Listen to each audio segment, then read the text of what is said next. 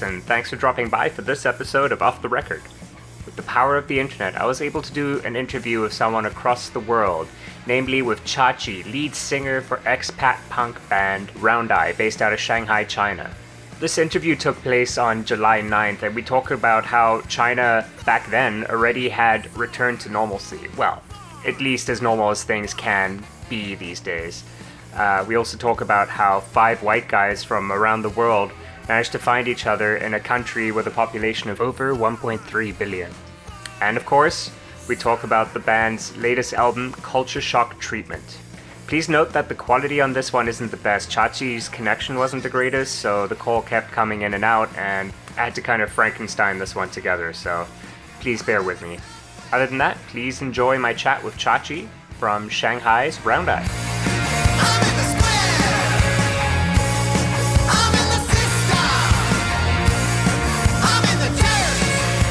Alright, well, Chachy, first off, thanks so much for taking the time to talk to me. I know you're 12 hours ahead of me, so it's coming towards the end of your night over there. Yeah, it's okay. I'm at a bar. Right on. Oh, nice. Bars are open over there again? Oh, we've been back to normal life for the past 2 months. I mean, as far as normal can go, you know. The borders are still closed, and I still cannot go back to the United States, but... Right. Yeah.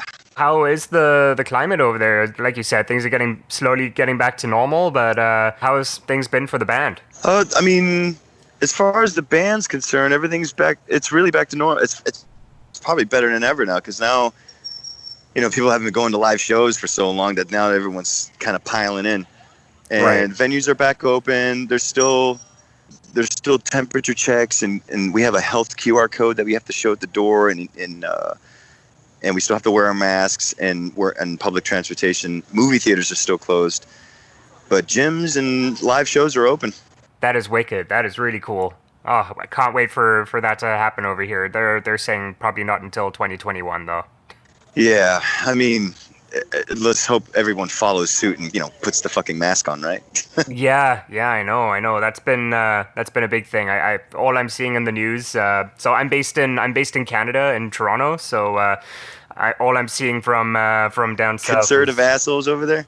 At least from what I've seen, we haven't had too many like public freakouts of people like refusing to wear masks. Actually, in Toronto, they just now made it mandatory for if you're going into a store, you have to put one on. And I'm just shocked that it took this long, but...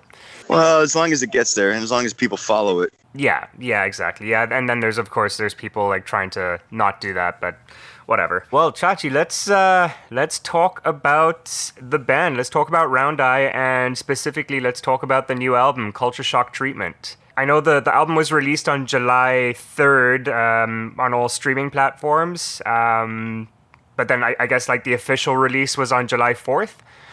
I guess so. I'm not really sure. I know Melanie and the guys at Paper and Plastic are handling that. It's kind of hard because everything is a day delayed, you know what I mean, with our messages. Oh, right, of course, yeah. So, yeah, July 3rd, July 4th, around that time. It would have been my July 4th, your July 3rd, or something like that, yeah. Right, oh, yeah, that's right, you're in the future, that's right. Oh, that's wild. Things don't get any better, man, so you can... Was there a reason for doing it on America's birthday, or it just like kind of happened? Because I did see you guys had to postpone that. Completely happy. Yeah, it was totally happenstance.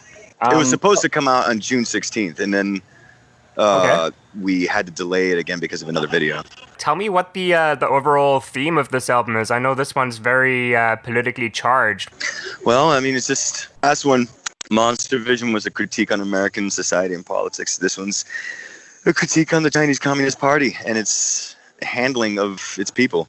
Mm-hmm. And we do dive into the what's going on in America a little bit, but not a lot of focus. I don't know, man. People are very, very afraid to touch base on that, and rightfully so. But we just felt that we had to say something. Yeah. And we've lived here long enough to see it evolve. I mean, we've been here for 10 years, and it just went from 0 to 50 in terms of intensity of them reinstating the Maoism. Yeah. Maoist state. Right. So yeah, we're a punk band being a punk band in China. Yeah, which is so cool. I mean, I want to get to the typical like what are a bunch of white guys doing in China, and how did you guys meet? We'll get into that after we talk about the album a little bit. Yeah, man, I had a chance to listen to it before it came out, and then obviously since it's been out, I've been able to listen to it on Spotify and all that. And yeah, man, I really dig it. I think it's so interesting how you guys fuse all of these different genres. The sax in it is sounding really cool, and yeah, just that definite like punk rock attitude throughout the whole thing. It's a really really good job. Thank you very much, man. Thank you. And so you guys went back to the States to record the album. How often do you guys get to go home? Well, for personal things like Christmas, we go back once a year, sometimes twice. But for touring, we try to go back. We try to tour the States 2 times a year, and then go tour Europe 2 times for the next couple of years. You know, we try to alternate between the two. Have you guys toured in Canada before? It's been dates here and there. Our last record was on Sudden Death, which is Joey Shithead's label, and we went to Vancouver on the last tour, and we met up with Joe over there, and Vancouver was fantastic. It was actually so good, it almost convinced me to move there. Vancouver or whatever they call it. Yeah. And we have very close ties to Canada. Like a drummer for our European tour was from Calgary, and I really love Canada. We have a lot of ties there. Okay, so we can hope for that. Hopefully in the future, once borders are open and we're allowed to have shows over here again. Sure, I would love that. Yeah, so this album came out on Paper and Plastic, which is Less Than Jake's Vinny, the drummer from Less Than Jake's label, which I thought was really cool. Is this the first time you guys have worked with Paper and Plastic? Yes, this is the very first time we worked with him, and the reason I was turned on to that label and because I grew up in Florida, so Less Than Jake is very common knowledge amongst Floridians. Yeah. And but I never really put 2 and 2 together, because I have a few colleagues of mine that are on his label previously, years prior. But just recently we went on a tour and played a slew of dates in Texas with a band called Hans Gruber and the Diehards, and they released their latest record on there. And I was like, oh shit, Vinny has a label. Okay, so I approached him, and that was how that connection happened. Wicked. Do you know much about the custom toys that they make? No, but I saw them, and I haven't been able to, because we can't get anything like cool like that over here. You'd be in a line for 10 days in customs trying to get stuff like that over to China. But I've seen the pictures. yeah, it's some wild stuff. Like I checked out the homepage, and it just says custom toys and vinyl records. I was like, what is this? And then so Mike Watt was the one to produce this album. Was that someone that you guys reached out to wanting him to work on it? Mike, the reason Mike was in our orbit was our first sax player when we first started was Steve McKay of the Stooges, the Funhouse record, and he was on pretty much all our records until Monster Vision, when he passed away. Yeah. And Steve mentioned Mike because they were both in the Stooges together, and I was talking to Steve about Mike, and then Steve told me that you should definitely, I'll put you in touch. Reached out to Mike, and then Mike, we just stayed connected because Mike, I don't know if you've ever spoken with Mike, but he's a very, very, very friendly guy, and he can spiel like a motherfucker. So yeah, we got connected, communicated, brought him and the Missing Men over to China, toured. Every time we go to California, we stopped in Pedro, and then one day we were in Pedro, and the conversation came up of us making a new record, and he wanted to produce it. And he doesn't really do production work; that's not his thing. Right. So I think this was like the second project that he had where he produced in that record studio, which is Hanzo, which is just his friend Pizzo's garage, and it just went from there. It was very, very, very grassroots, kind of very econo. Watt's become like an uncle to us, and really love that guy. Yeah, and he's definitely a legend, so that's cool. I mean, the Stooges is one of my favorite bands of all time. And he's a fucking Minuteman, right? Yeah, and Minuteman, yeah, that's awesome. The last song on the album, Endless Sleep, is a Jody Reynolds cover from 1958, which I thought was... What prompted you guys to do a cover on that? When I discovered this song about 3 or 4 years ago, and I was playing the 45 accidentally on 33, and and it was really, obviously it was not supposed to be heard that way, but I was, screwed up enough to be like, oh my God, this sounds fantastic.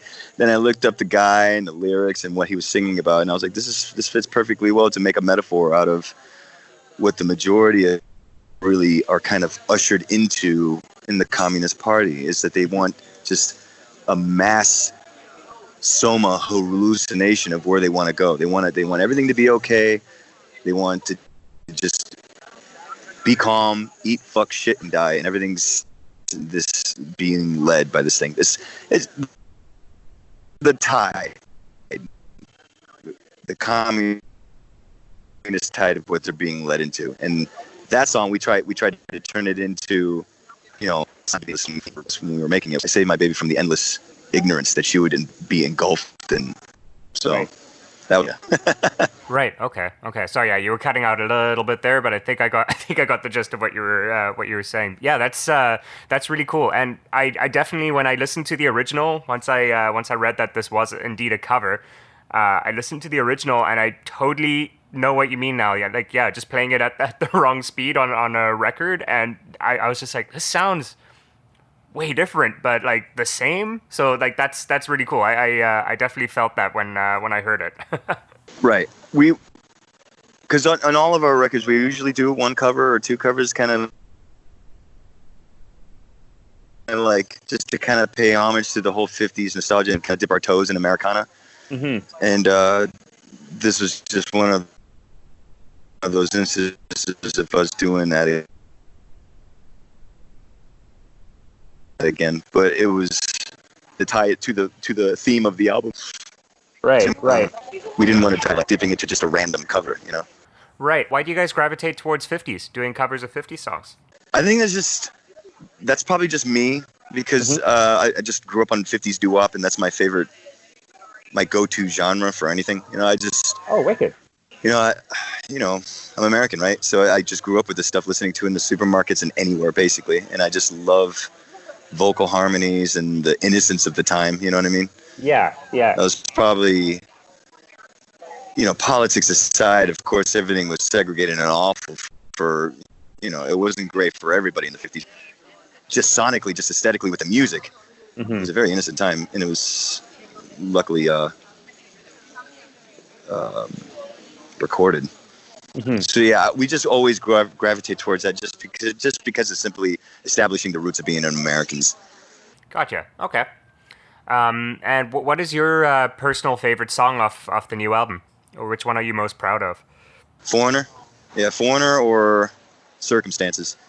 Circumstances, I was happy just because we got to put some gasoline into a Captain Beefheart cover, and I'm like, I mean, if there was anybody I idolized and worshipped, it was him. I love Captain Beefheart. Okay. And it was just such a trip recording that song with Mike Watt there, because he was such a Beefheart fanatic too. So we just spieled on that for a while, long time. That's cool. That's really cool. And The Foreigner, because it's just such a perfect example of what we have to go through every day. In a lot of ways, most people always talk about the mystique of China. They're always saying, especially when like a new reporter comes in here for the first time to document the underground, they're like, oh, things are happening here. I've been here for 10 years, man. And like, if you're a foreigner and a working musician in this country, you're going to find out very quickly exactly how nationalistic and how, for lack of a better term, racist it is. Never remember your name. They will never remember who you are, but they will always remember that you are the foreigner. You are the outsider. Right. So, I mean, we would have gone with the name Foreigner, but, somebody had already beaten us to it. Yeah. Right on. Yeah. Well, I thought when I was doing some research on you guys and I saw your band name, I was just like, no way, what is this? And I like it's pretty spot on too, right? Like just it's a definitely a good name. I mean, it's just how it is out here. It's just exactly how it is. And also in the song they reference the whole constant security that's in this country that's accelerated and exacerbated in the past 5 years with Xi Jinping's ascension. So it's just a song illustrating what China has become to a foreigner living in China. What can you tell me about the album art? Oh man, that was done by a friend. Man, I wish I could. I know his first name's Filippo, but I can't remember his last name. I just keep talking. He is a friend of our bass players, and he is a graphic artist who is established in Beijing. Okay. And he's done beautiful work. We've seen all it's on the album somewhere. It's Filippo something, and fantastic artist. Yeah, it's really cool. It kills me that I don't know his last name. I should. A direct bridge from Livio, our bass player. Our bass player's from Pisa, Italy. So that was that. Okay, so Filippo's also from Italy originally? Oh yeah. They're Italian as fuck, both of them. I always love just kind of like staring at album art when I'm listening to a new album. And yeah, this one, like I just felt like the art and the album just like really mesh well together, right? Like it's you got the policeman in the back there, and then all the. Like, I'm glad you were able to appreciate that, man. Considering it was digital release. Because it gave me such a pain when we knew that we weren't going to have a physical release until October. So I was like, fuck, so nobody can really see this album art. I always try to do that. I know, like, everything, there's just so much thought put into making an album, right? So, like, it goes all the way. Like, I also try and, like, read along with lyrics when I can, too, just to get a deeper sense of everything that's going on. So, yeah. But, yeah, the album definitely pulled me in, man. The album art was really cool. So let's talk about just the scene down there. What is the punk scene in Shanghai like? It fluctuates. When we first started, it was actually quite vibrant. It was people writing zines. There was markets selling used records. There was shows all the time. There was a lot of venues. There was a lot of bands. It was pretty vibrant. And I'm talking 2012, 11, 10, and before. After about 2014 and 15, when Xi Jinping came into power, things got extremely limited and very narrow. So, for instance, in Shanghai alone, many clubs started shutting down, and not only shutting down, the clubs that were already up and established started getting raided. Just random raids by police officers coming in, taking people out, and drug testing them on the spot. Oh, wow. So there was looking over your shoulder, and it was just, and you start seeing more cameras on the streets, facial recognition scans started happening, social crediting started happening, and things got a lot more totalitarian. It was starting to become an Orwell novel here. So in terms of the scene now, most of the labels, even the DIY indie labels in China, are now owned by a huge corporation called Taihe.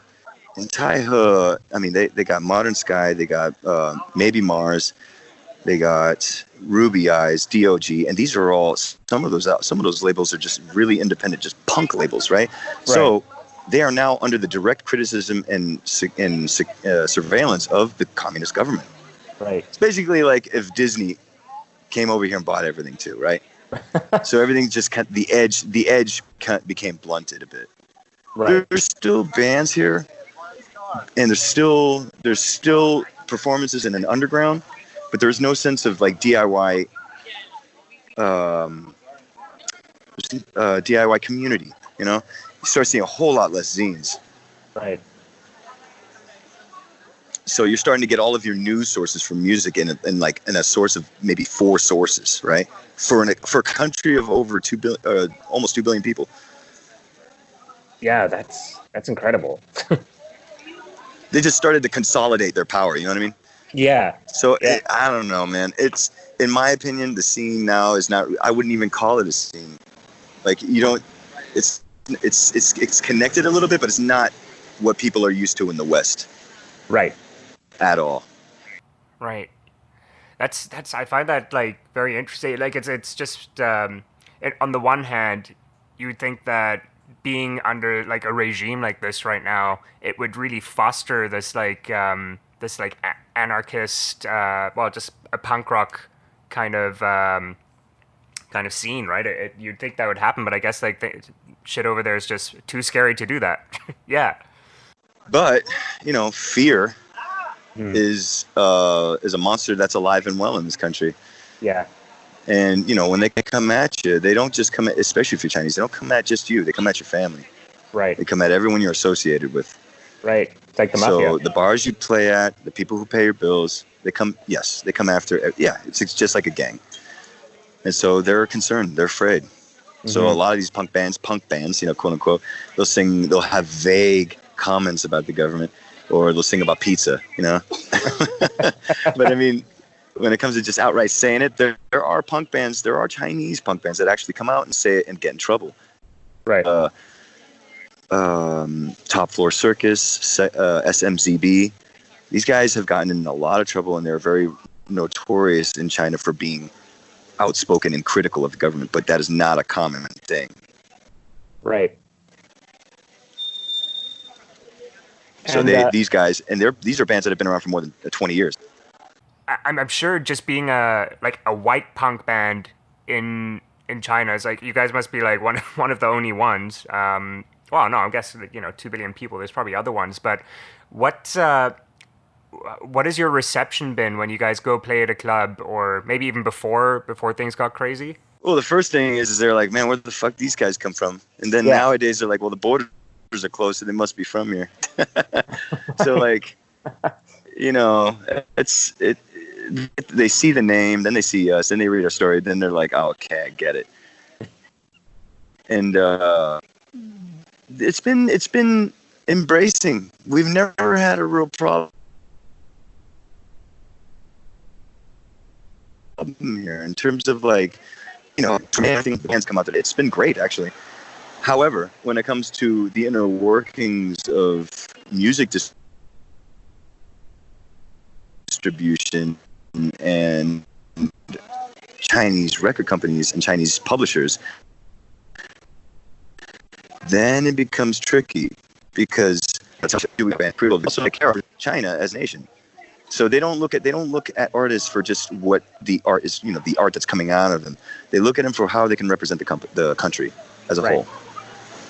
So that right there in itself, we are automatically facing locked doors right away just for being foreigners. Right. Right. It could be from anything. It's even a Chinese minority, a Uyghur or something. You're still gonna face that door. You guys are facing a lot of like you said, locked doors, and your lyrics and songs are like very, very obvious and in your face, being like anti what's going on in there now. So like, you guys must get like shut down all the time for your shows. Occasionally, but we're not exactly a big fish out here. If we were like a pop star, you know what I mean? If we were like Gundam Style kind of thing, yeah, we'd have a lot of problems. But we're just a little round eye here. But the thing is, we have been shut down. It depends what they decide to look at. You know what I mean? Right. Dude, when I first moved here, it was like, yes, it was a country when it would come. You know what I mean? Yes, there are rules when there wants to be rules. When I first lived here, I was still buying like, hash and going. It was actually quite free. It felt a whole lot freer than it did in the States. Right. You look at the cops; they're sleeping on their stools in the street. There was no anxiety over that. But nowadays, that's totally different. They're definitely looking at you. Right. The first time that we got busted was we had controversial tour poster art, and that shut down the entire tour. We're on tour with a band called The Boys from England, that old 70s punk band. Yep. And we had a poster depicting a young pioneer girl menstruating to dates, or she wasn't really menstruating. They have a song called First Time, and the artist started taking artistic liberties with the poster. But anyway, so the poster was beautiful. It's awesome, but it was very graphic. And, they sent officers to each one of the cities that we were going to tour in, like a dozen officers to each city, official letters. All of those club owners had to close that day. Even if we didn't show up, they had to be closed that day to ensure that we wouldn't show up. And everybody was scared. No way. They were facing, there was something like $20,000 fines each. Man, that's wild. So they pay such a different world. Attention when they want to, and it is. And I had for me not to get deported, I had to go to have an interview. Me and the guitar player Gil at the time, we had to go to the chief of Ministry of Culture and have tea with him and just sit there with him while he went over. He talked about tea for 2 hours, and then the last 20 seconds of the meeting, he's like, "Okay, well, this is why you're here. Don't do this again, or we'll fucking kick you out." And that's it. And he showed us the manila envelope. He had our passports. He had his screenshots of our social media moments. He had just to show that he was looking at us. Man, that is wild. That is crazy. So then, tell me about when you guys went to North Korea. Okay, going to North Korea was way less scary than living in China. Well, first they do a whole dossier. They get a dossier on each of the people that are going, right? Mm-hmm. And the majority of the tourists that go to North Korea in the first place, like at any given time, are Chinese people, in the neighboring country. So when we went, we were a very, very, very small minority of the people of the tourist group that was going. So we were so small that they could give us their own handlers, our own drivers. They took our passports, gave us their own North Korean passports, and we couldn't have our passports until we were leaving North Korea. Wow. And so, and then they were just watching us the entire time. And while we were there in North Korea, we decided to make a video because there was enough of Round Eye there to justify it. And we were like, well, fuck it, let's do it. Yeah.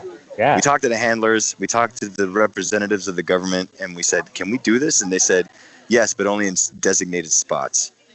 And at the end of our trip, they took us to a theme park. This, happy time, North Korean, everything's glorious, fun theme park. And there was like barely anybody there, but we did it, and we could only film for 15 to 20 minutes at a time, because every 15, 20 minutes, a crowd started to gather, and they didn't want, that was disrupting the harmony. So we would film for 15 minutes, then stop and let everybody dispel the crowd. Then we'd film for another 15 minutes and to dispel the crowd. And, North Korea was everything I thought it was going to be, but more. Like I read all the Vice articles and watched the documentary. I saw the Dennis Rodman thing, and it was that. But it's a whole lot more. You don't really understand. Like, I left there. At the time, I left there. This is right when Xi Jinping was coming into power. So I didn't really get to hate on Xi Jinping too much at that point. But at the time, I was like, Jesus Christ, I was kind of proud of China. I was like, dude, China used to be like this in the 50s, in the 60s. And, you know what I mean? It used to be just like this. Germany in the 30s was just like this. Right. And it takes a lot of I guess it takes a world war for a nation to get out of that mindset. God. So, North Korea was a weird place. I've never, ever experienced a society of people that acted like that. You could very much tell that everyone was playing a part. They were very afraid to talk to you and very afraid to engage too much. The most conversations I had was in the privacy of a public bathroom. And then once we got in public, they just, the people that were just left right away. Oh my God. It was weird, man. It was, I highly recommend it on if you're like a political science major, I don't know. Right. But it's otherwise, probably just stay away. What brought you to China? I know it was your old drummer from your old band, Libyan Hit Squad, had mentioned that he'd been in Beijing for a couple of years and just spoke very highly. But what made you decide, like, oh man, I got to get over there. I got to, fuck America. I got to get over there and see what that's all about. What was the trigger for that? At the time, it was just a job. America was going through a recession. Mm-hmm. The guy who told me about that drummer you were just speaking of, he passed away right as that was happening. It was just a combination of things. He died. There was no jobs. I had a degree, but it didn't matter. And I was just like, well, fuck it, dude. There's nothing here. So I just abandoned my life in America and tried to start something new blind here in China. Right. That was the Great Recession of 2008 and 2009. For sure. And then how long did it take for you to meet the guys in the band, and how did you meet everyone? Yeah. When I first came here, there was no music involved. It was just here job. Okay. And I had this album from my old band that was unfinished, and I wanted to finish it. So I just, got some people on board that I met through other people to finish a Libyan Hit Squad album, which later turned out to be Round Eye material. correct me if I'm wrong, but you're a music teacher for an elementary school now. Yep, I am. The other Cool. guys aren't. I am the music teacher. The bass player's an architect. Drummer is a vice principal. Um, and the other people, like, another one's another English teacher. And I can't remember. There's another one that was a bar owner. It's all walks of life. But I am the music teacher, yeah. What kind of music are you teaching the little ones? I do beginner theory and blues, and then music appreciation of like rock and roll and Western contemporary pop. Like, actually, it's not contemporary at all. Do your students know about Round Eye? I try to keep it from them, but kids have the internet these days, so they'll Google Chachy and then they'll find a whole bunch of shit. And then they'll find out real quick, because my school has been very gracious with me to allow anybody that we tour with to come and visit the school and visit the kids. So Mike Watt has visited my kids. Paul Collins has visited my kids. The Flesh Tones have visited my kids. Mr. Clit and the Pink Cigarettes have visited my kids. Steve McKay visited my kids. Twink has visited my kids. Yeah. I think it's a fucking fantastic experience for them. Yeah. Oh, for sure. For sure. That's really cool. So you're kind of like grooming some punkers from the ground up. Yeah. And it's cool because I've been at it so long with the music thing, teaching it here in China, that I've actually had students come back and say they started a band years later. Oh, that's so cool, man. That's awesome. That's actually pretty much it for me. The only outstanding thing, this is something I've been asking everyone. What is the latest band that you've come across that you're like, holy crap, these guys are cool? Oh, Wooz, Wooze from South Korea. Check out the single "I'll Have What She's Having." It's fantastic.